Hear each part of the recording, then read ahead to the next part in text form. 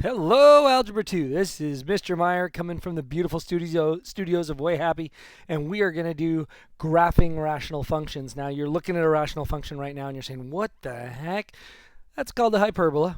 And notice the function that I graphed over here on Desmos. It is y equals 1 over x plus 2. And that's what these functions look like. They got this weird looking graph. And now, a little heads up, there's actually two types of rational functions. One that has a number in the numerator, so in this case 1, and the other ones have an x in the numerator, and they're a little different and a little trickier. So let's start with the easy one. If I have a 1 in the numerator or any number in the numerator with no x's, your graph generally is going to look like this. It's going to be shifted left or right or up or down, but it's going to kind of look like this. Now a negative would flip it over the x-axis or whatever. So make sure you're a little aware of that.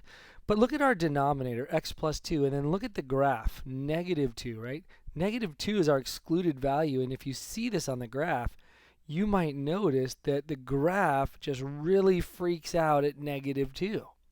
In fact, the graph can't touch it because of the fact that the graph it can't be that excluded value. So what I'm talking about here is this looked like it would have been a nice line. If you read a graph from left to right like you always do, if you look at it from left to right, it looks like a nice straight line, except for at negative 2 it did that weird freak out. And that's our job, to find out where do these graphs freak out and then kind of what do they look like in general. So now let's go to our notes. Here we go, rational functions. This is now a more zoomed in version of that same graph. But anytime you have a number in the numerator, no x's, right? So no x's. Look at example 1, a and b. No x's in the numerator. You're going to have this graph that I have kind of drawn here on the side. And, it just keeps going in each direction like that. And so that's what the graphs are going to look like. That's the 1 over x graph. That's called the parent graph. And that's the one you kind of want to memorize. You want to be like, hey, if I ever see a 1 over x graph, that's what it looks like. It's called also the reciprocal function or whatever. So whenever you see a 1 over x, that's the graph we're talking about. Now let's talk about translations. Take that exact graph that I have right there, and can you read these translations right here? So looking at 1a, I see it's a 1 over x graph, but what is the plus 2 doing to the denominator? Well, that's the graph I showed you in that opening clip on Desmos, the calculator. All that really did to us was take a graph and shift it over 2 units to the left. So instead of this trouble spot being at 0, the vertical, what we call vertical asymptote, or the trouble or we can't touch, the trouble spot is at negative 2. So a vertical asymptote is a spot where the graph can't exist. And so for us, it's negative 2. Now there's also this weird thing called a horizontal asymptote. So let me scroll back up and see that picture. See the red dashed line running through here? That's called a horizontal asymptote. And that's what the graph wanted to be until it saw the vertical asymptote. So if you look back at Desmos, the graph wanted to be at 0. And then all of a sudden it saw 2 and it freaked out because it can't touch it. But then it got right back on 2. It got onto 0 and it was happy. And that's what these graphs do. They want to just be wherever their horizontal asymptote is. So since this is a parent function that's not shifted up or down, it also has a horizontal asymptote at 0, and that just means I can graph this just like before. There's no negative, so the graph will become cruising along this, and then it'll see that and it'll freak out. And then it'll come back from its freak out, it'll get back on the horizontal asymptote, and it'll be like, yay, my life is good. And that's a sketch. Left 2 over. And that's all I have to read. Now look at the second one. The second one says, all right, here's your parent function, but I'm going to subtract 3 from the whole thing. Now if you know your translations for that guy, subtracting 3 from the entire function will move a graph either up or down. And you do the normal. If it's negative 3, that means down 3. So what would that do? That wouldn't change our vertical asymptote. 0 is still bad in this problem, so the graph can never live on that line. But the negative 3 is just telling me the graph is down 3, so this is where the graph would like to be. So that horizontal asymptote, that's where the graph wants to be. And so it would cruise along that line until it freaks out, and then it would come back from the freak out and be back on that line. So the graph would look like this. It would become cruising along, and then it sees that and it's like, I got to go either above it or below it. It's going to choose to go below because that's what they do unless you put a negative in front. And then it's going to come from its freak out. It's going to get right back on that asymptote and it's going to just enjoy its life. It just keeps getting closer and closer to that asymptote. It doesn't actually touch the horizontal. It can. You can touch horizontals, you can cross them. It's the vertical ones you can't touch, you can't cross, you can't do anything, right? This vertical one can never touch it, never cross it, ever. The horizontal just kind of tells you, again, if you zoom really far out, where the graph is going. In this case, it can't actually touch 0 because this fraction can never equal 0 because there's no x's in the numerator. So therefore, it will never actually touch it, but it just keeps getting closer and closer. However, you'll see in some that it will actually touch that asymptote, and it's okay. Just don't touch the verticals. So what do you need to know about this stuff? If there's a number in the numerator, right, like here, if there's a number in the numerator, use the easy translations. You know the graph is going to look something like this, unless somebody does something weird. If they put something in the denominator, that's just going to move it left and right. Remember your excluded values and put an asymptote right there, and you'll know which way is left and right. You know, you'll know the numbers, so just mark it off with a vertical asymptote. If there's some number added onto the back, this green thing here, then that's going to move your entire graph up and down. That's going to move your horizontal asymptote either up or down. And so with that knowledge, we're going to try to graph this one function here that's translated kind of by both. So you notice the first thing you should see is that it's a 1 over x graph. So you're like, sweet, that's the easy ones. We don't even know the hard ones yet. Then we talk about which way it is translated. So I can see that x cannot equal -3 in this problem. So that means the vertical asymptote of our graph is at x equals -3. We're going to have a line going straight up and down at x equals -3 that the graph could never ever touch. Now a horizontal asymptote is again the end behavior, and on these graphs it's always y equals 0, but that got changed because someone moved the graph down 2. So now it's y equals -2. That's where the graph would like to be. So, and if there's nothing added onto the graph back end, you would just leave it as y equals 0. So let's graph these two things. We have a vertical asymptote at -3, so 1, 2, 3, a vertical asymptote where the graph can never live, never exist, never touch. And we have a horizontal at -2 where the graph would like to be, and in fact it would just probably sit there all day long except for the fact that that vertical is in the way. And then again, you worry about flips and stuff like that, and if anybody throws a negative up front, that's going to make it a little different, but in this case there isn't one. So I know the graph again is going to just become cruising along this, and then all of a sudden it sees that asymptote and it's like, I'm out of here. I'm going to try to go underneath it. Doesn't work. It comes back from infinity and it just kind of gets its way back on here, and it's out here, and it's just going to go on forever and ever and ever this way. And that's your graph of this function. Now let's answer some questions. Identify the asymptotes. Well, we did, right? X equals -3. That's the line right here. X equals -3. We have y equals -2. That's this asymptote. Y equals -2. And then tell me the domain. Now, I don't know, how's your domain skills? Domain is all the values of x. So what I like to do is I like to smush the graph onto the x-axis. So I look at this graph and I take my fingers and I just smush the graph. And if I smush it, all these points will get smushed up here on the x-axis. Right? Every single one of these points is going to get smushed up here. And I'm going to have all these smushed graph guts everywhere except for right there where I won't have any. And all these points would get smushed onto the x-axis. Got a little crazy there. And I would have all these graph guts here. And now when somebody asks me the domain, I just look on the x-axis and see where do I see graph guts. And the domain, where do I see graph guts? Well, it's all the x's such that, and now what is true about that? X cannot equal -3. That's my domain. There's other ways to write that too, so it depends. In pre-calc next year, you'll tell me that it goes like this. You'll say we go from -infinity to -3, and then from -3 to infinity. Again, that's just reading this number line right here. Think of the domain as this x-axis number line, and what numbers are shaded, right? What numbers are got graph guts on it? Everybody but -3, and that's what that sentence says. Now, you can write it either way, of course. You can write it like this, or you could write it like this. I don't mind. If you want to try the pre-calc way, ask me in class and we can talk about it. What about the range? Well, the range is the same kind of thing. what you do with the range is you do this exact thing, but you squish the graph onto the y-axis, and then you just tell me where the graph guts are on the y-axis. Oh, darn it. Didn't want to erase that. There it is. You would smush the graph guts. They would all go here and here, and it would have all, these points would all get smushed on the y-axis. And you would see all these graph guts getting smushed, smushed, smushed. So everybody gets smushed, and even, over here, these points would get smushed, and these guys would get smushed. In fact, the only ones that wouldn't get any smushing is right there at -2, would be the only spot I do not see graph guts. And why is that? Again, because a fraction cannot equal 0. So there's no way I could get 0 minus 2, which would be -2. There's no way I can get that with a numerator that is a 1. The only way that could happen is if the numerator was 0.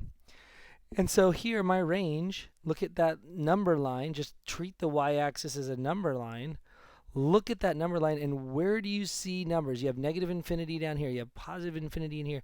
Where do you see graph cuts? I see them everywhere but -2. So y is everything but -2. So how do I say that? I say it's all the y's such that y's are not -2. Or if you want to write it in a little longer way, which is kind of a pain, but we go smallest number to biggest number. So we go from negative infinity all the way to -2, and then we go from -2 all the way to infinity. So we just kind of step over -2. And that, again, you're going to do that a lot more in pre-calc, but it's a good thing to get used to now if you want to try, right? It also has brackets, which means include the number -2. So parentheses mean don't include that number. Again, we can talk about that more. So there you go. That's how you graph some of these simple ones. So let me give you one of those, and we'll see how you like it. All right, great job. And now we get some that are a little trickier, right? They're still fractions, but they have x's in the numerator and they have x's in the denominator, and that makes this a little crazier. And so we're going to graph them again. We're going to talk about horizontal asymptotes and vertical asymptotes and something new called zeros. And zeros just mean what make the fraction 0. So it's not, math geeks, again, don't come up with very creative names, but they usually mean something that makes sense. So on the right, I scribbled in an equation that you could see this is what we would be talking about. They might write it in FOILed form and you'll have to factor it, or they might give it to you in factored form. You never know. But if you look at that and somebody asked me to graph it, there are some steps I would go through. Now, the first thing I would go through probably is find what are called the zeros. And the zeros are what makes that fraction equal 0. So that would be when the numerator is equal to 0. And I would solve that. Now, quadratic formula, completing the square, factoring, some way I would be able to tell you. And if you're kind of looking at that one I drew, you would say, oh, x is -3 and x is 1 are the zeros. And so that's how you would tell somebody what those are. And those are points. They're also called x-intercepts. And, so you would write them as like -3, 0, and 1, 0. That would be your two zeros. Then I would look at my vertical asymptote. And the vertical asymptote, again, the part that the graph can never, ever touch. And the way I do that is I set the denominator equal to 0. So whatever's in the denominator, there might be more stuff or whatever, but right now it's pretty simple looking at that one. So I would just subtract 5, and my vertical asymptote would be x is -5. And then there's the tricky one. You see this big thing for the horizontal asymptote. And the horizontal asymptote, it's because it's a little trickier. The horizontal asymptote, 3 things could happen. You could not have one, which is probably the hardest case. You could have one that's 0, or you could have one that's a number. And that's really what this box here in the middle is. And if you want to try to sit and read it and think about it, I highly suggest it, right? They say, hey, look at the top and look at the bottom. Compare their exponents. That's what degree is exponents. If the degree of the top, because p is the top, is bigger than the one in the bottom, there's no horizontal. If it's bigger on the bottom, then it's automatically the horizontal is y equals 0. And if it's equal, then you have to take the leading coefficients. I'm going to show you a little trick that I do for that. And in fact, what I do is this. I look at the foiled form of the problem, and I scribble out everything that's not the leading term. So I don't want to look at any of this, and I don't want to look at this. This is only for horizontal asymptotes, and you just scribble it out for a second, but then you got to put it all back. And I just compare what I have left. I have f of x, or y, equals x squared over x. And if it reduces, great. If it doesn't, whatever. And what happens is that reduces down to y equals x.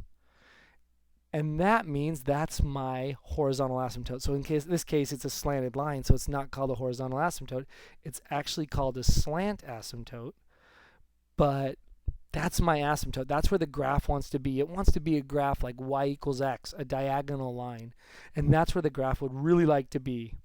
And so that's what I would say right now. I would say there's none, because there's no horizontal. It's actually called a slant if you want to learn something a little ahead. And so there's no horizontal, because horizontal means, perfectly horizontal, and that's not. It's diagonal.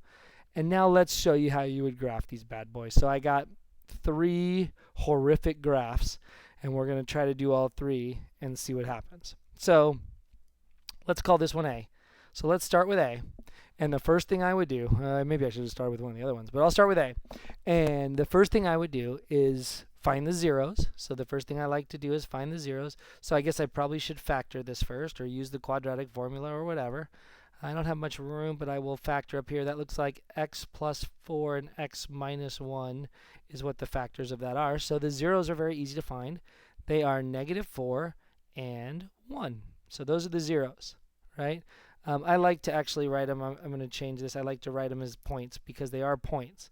They are the point -4, 0 and the point 1, 0. Then I like to find the vertical asymptote. What is the excluded value of this problem? And the excluded value is when the denominator equals 0. So x equals -3 is excluded. And then last but not least, I find what's called the horizontal asymptote, and that's where I do my weird trick, right? I scribble out all of this stuff, and I scribble out all of this stuff, and I just compare it, and it's y equals x squared over x. That's just y equals x. So that's not horizontal, because it has a slope of 1, and you should actually divide it, but we're not going to do that. And so we say that there's none. There is no horizontal asymptote for this problem. And now we get the painstaking duty of graphing. Now, how do you graph this thing? Well, you give all the information you know. I know there's a point at -4, 0. So I plot it. I know there's a point at 1, 0. I plot it. I know there's a vertical asymptote at x equals -3, where the graph will freak out. And I kind of know that there's no horizontal, but there is a slanted one, so the graph kind of wants to be like this, right? That's what it means. The graph kind of wants to be like that, but then what happens is it's going to see that vertical asymptote right there, and it's going to freak out, and it won't be able to be on there. And so now the gross part. You have no way to graph this except for making an XY chart. And so you make up some X's and you make up some Y's. You pick a bunch of numbers, whatever the best are, and you see what you get. So I would make up, look, my asymptote is right here at -3. So that's the number I don't want to have in my graph, but I'll pick things around it like -5, maybe -4, then -3 is no good, and then how about -2 and 1 and 0, and you could graph some more, 1 and 2, I don't know, as much as you feel like graphing, right? The more the merrier.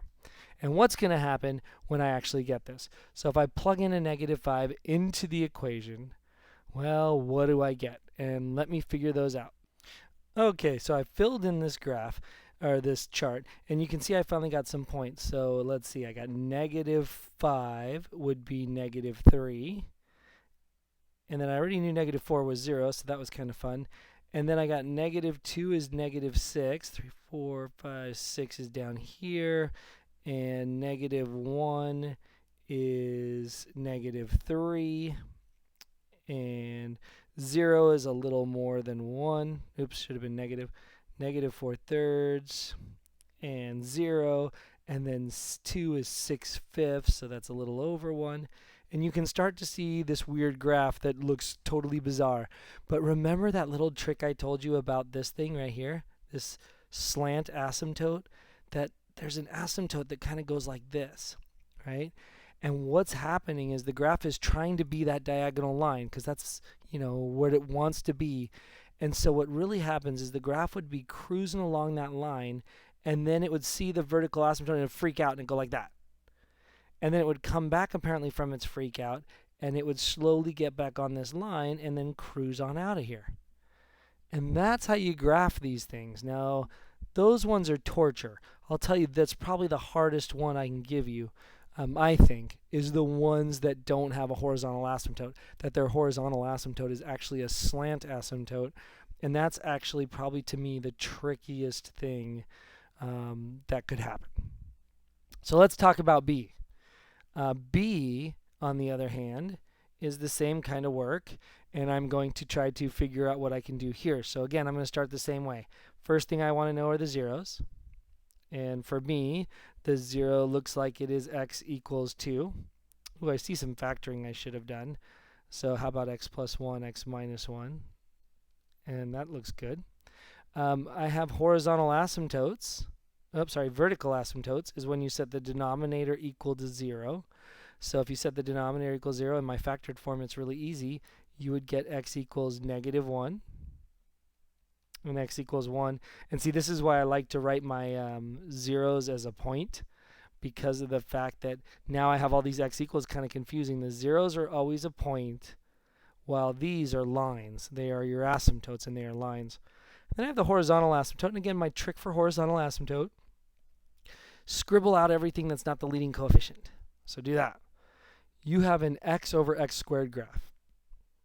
So you would have x over x squared, which, hey, that reduces down to 1 over x. That's the graph we were learning earlier up at the top. And that always had a horizontal asymptote of y equals 0. So that's my horizontal asymptote for this one, because it has that kind of behavior. So that's kind of nice to know. All right, now here goes the graph of this bad boy. This bad boy looks like this. He's got a 0, like we said, at 2, 0. He's got a vertical asymptote at negative 1. So boom, boom, boom, boom, boom, boom, boom. He's got an asymptote at 1. So yuck, look at that. 2 times that the graph will freak out. It's going to be really confusing. And then a third thing we have is a horizontal asymptote where the graph wants to be y equals 0 because that's its horizontal asymptote. And so now I can try to graph this thing. Well, here's the spooky part, is you got to make a lot of XY charts and see what's going on. I can tell you the general behavior of the graph. The graph wants to be on this horizontal line, and then it's going to freak out either up or it's going to freak out down. I just don't know which way. And how do I find out? I plot a point. I'm going to have to plot -2 and see which way it's freaking out. Then it's going to come back from the freak out, either from the bottom or the top, and it's going to try to get back on this line, but it's only going to be a brief second that it gets there, because all of a sudden it's going to freak out again. And then last but not least, it'll come back from its final freak out, and then it will, get back on this horizontal line, and everything will be good. And if you can just understand the behaviors of these graphs, that they want to be on their horizontal asymptote, or in the case of the first one, a slant asymptote, they want to be on there. And if they could, they would be happy, but they can't because they freak out at these vertical asymptotes. The graphs start to make a lot more sense. So let me show you on Desmos what this graph looks like. X minus 2 over x squared minus 1. All right, and here it is on Desmos. You can see exactly what it's doing. It's trying to ride that horizontal asymptote that was at 0. And then as it approached this first asymptote, which you don't see because they're not part of the graph, it freaks out, looks like it goes down. Then it comes back from the freak out. It's trying to get back on the horizontal, but then for that brief second, it doesn't even make it there, and it has to freak out again. Then it finally comes back from the freak out and gets on the horizontal and lives its happy life the rest of the way. So if you want me to kind of swing over here, I can show you what it would look like. And that was from a graphing calculator, Desmos. It's cruising like this, and it freaks out. Then it comes back from the freak out. It's trying to get down there, and then all of a sudden, by the time it gets here, it's like, oh my gosh, I'm out of here again. And then it comes back and finally gets on that horizontal asymptote. And that's what the graph looks like. Beautiful. All right, let's try it one more time with C. So now here I got to do C. I'm going to move this graph out of the way. And again, I'm going to do all the same steps. I want to know, what are the zeros? What are the asymptotes, right? So here we go. My zeros, again, I forgot. Always forgetting to factor. That is just bad. Factor out of 4 and I get x minus 3. And then I have x minus 1 on the bottom. And now the zeros set the numerator equal to 0. Looks like x equals 3. And so I'm going to write that as the point 3, 0. I'm going to find my vertical asymptote. Sorry. Is when the denominator equals 0. So that's going to be x equals 1. And then I'm going to find my horizontal asymptote. And again, I'm going to do that little trick about horizontal asymptotes, is where you scribble out everything that's not the leading coefficient. And you don't do it to the factored form. You do it to the FOILed out form. And then you just tell me what that is. Now, this would be y equals 4x over x. Hey, look, the x's cancel. And y equals 4 is your asymptote.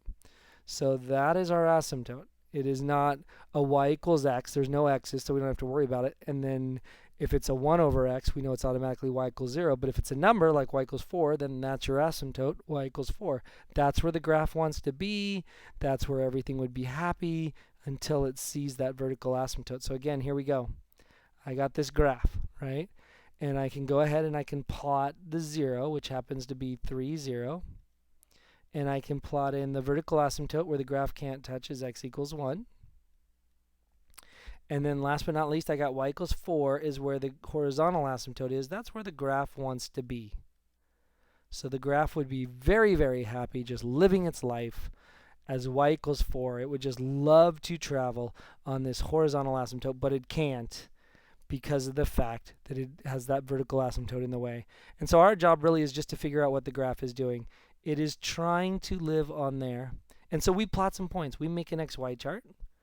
And we pick some stuff to the left of the asymptote, like maybe -1, 0, and we can't do 1 because that's not going to work because that's the error.